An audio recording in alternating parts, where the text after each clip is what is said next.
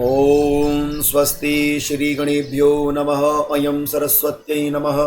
ओम नमो भगवते रुद्राय। आप समस्त शिव साधकों को प्रणाम। आप सभी का स्वागत। मैं पंडित गिरीशानंद शास्त्री आप सभी को प्रेम भरी ओम नमो भगवते रुद्राय।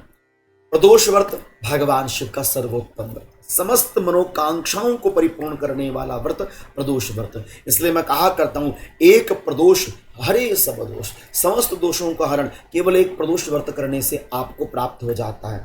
ज्येष्ठ कृष्ण पक्ष में इस माह में हमें प्रदोष का व्रत 24 मई को प्राप्त हो रहा है, जिस दिन शनिवार है। और शनिवार के दिन त्रयोदशी प्रदोष होने से मन इतना गदगद है, क्योंकि यह वार शनिवार के दिन और नाम हो गया शनि प्रदोष। शनि प्रदोष का व्रत करने से संतान का सुख, अनेक कष्टों की निवृत्ति रहती है। और शनिवार के दिन विशेषता प्रदोष व्रत करने से मनोइच्छाएं भी परिपूर्ण होती हैं। ऐसे में प्रदोष व्रत की विधि किस प्रकार से हमको करनी चाहिए, देखिए। प्रदोष व्रत में 2 समय का पूजन किया जाता है, प्रातः काल भी, संध्या काल भी।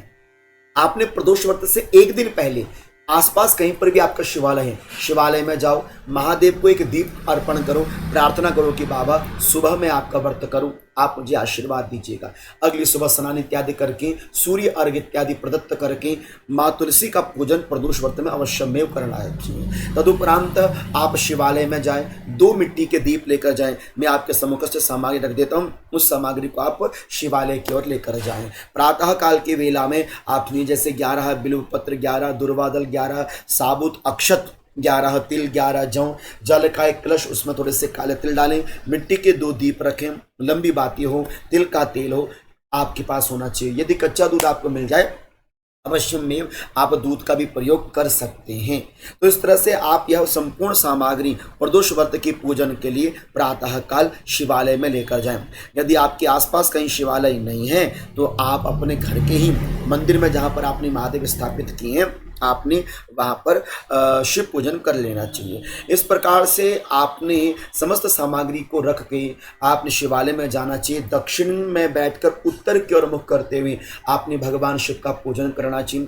कोई भी सामग्री आप अर्पण करें, ओम नमो भगवते रुद्राय, ओम नमो भगवते रुद्राय, इस मंत्र को बोलते हुए आपने भगवान शिव पर अपनी संपूर्ण सामग्री को अर्पण करना चाहिए। पूजन का प्रारंभ गणेश जी से करना चाहिए। उसके तदुपरांत नंदी जी महाराज, कार्तिकेय जी महाराज, माँ भगवती गौरा जी हो गई, सर्पराज हो गई। उसके तदुपरांत भगवान शिव पर जल, दुग्ध इत्यादि अर्पण करना चाहिए।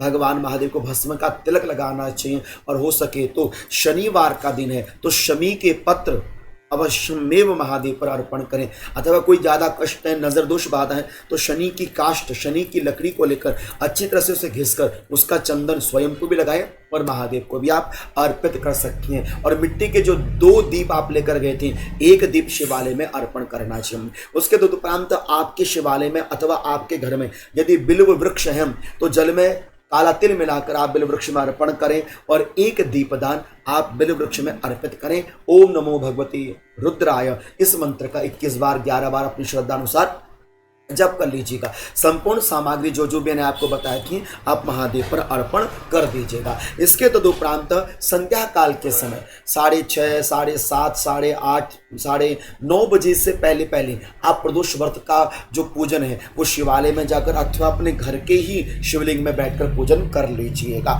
संध्या काल के समय पूजन बहुत विशेष होता है, इसलिए संध्या काल के समय भगवान शिव अपने रजत भवन में नृत्य करती हैं, माता लक्ष्मी विचरण करती हैं। प्रातः संध्या काल की वेला भगवान शिव की वेला भी है, इसलिए संध्या काल के समय मनसा वाचा कर्मणा भाव से आपने शिव पूजन करना चाहिए। संध्या काल के समय आपने विशेष क्या करना है, संध्या काल के समय जो सामग्री आपके पास प्रातः काल के समय थी वही सामग्री आपको संध्या काल के समय भी शिव पूजन के लिए रखनी चाहिए। बस इसमें मुख्य यह है कि इसमें आपने सुबह 2 मिट्टी के दिए रखे थे, शाम को आपने 5 मिट्टी के दीप प्रज्वलित करने चाहिए। बाकी सामग्री सब कुछ वही है। यदि आप पंचामृत से शिव को स्नान करा सकें, जैसे दूध, दही, घी, शहद, शक्कर, तो इनको मिलाकर पंचामृत रहता है। तो पंचामृत से यदि आप स्नान इत्यादि करा सकें तो यह भी बड़ा सर्वोत्तम रहता है। अब आप संध्या काल के समय शिवालय में जाएं, शिव जी में जल, शिव जी में दुग्ध से स्नान कराएं, काला तिल तो अवश्य में अर्पण करें। सारी सामग्री महादेव पर अर्पण करनी चाहिए। चंदन, तिलक, पत्र, पुष्प, बिल्व पत्र, जौ तिल, जो जो आप सामग्री लेकर गए हैं वह संपूर्ण सामग्री आपने शिवालय में अर्पण करनी चाहिए। इसमें मुख्य क्या है, जो कुछ भी अर्पण करें, ओम नमो भगवते रुद्राय, यह मंत्र कंटिन्यूस आपकी वाणी पर रहना चाहिए। उसके तदुपरांत अब आपने विशेष काम करना चाहिए दीपदान। पहला दीपदान संध्या काल के समय किया जाता है गणेश जी के पास, रिद्धि सिद्धि बुद्धि हमारे जीवन में आवे। उसके तदुपरांत दूसरा दीपदान करना चाहिए शिवालय में, शिव जी के पास, आपके जीवन में संपूर्ण वैभव आते हैं। तीसरा दीपदान करना चाहिए संध्या काल के समय बेलपत्र के वृक्ष के नीचे, आपके जीवन में सदैव सर्व सौभाग्य की प्राप्ति हो।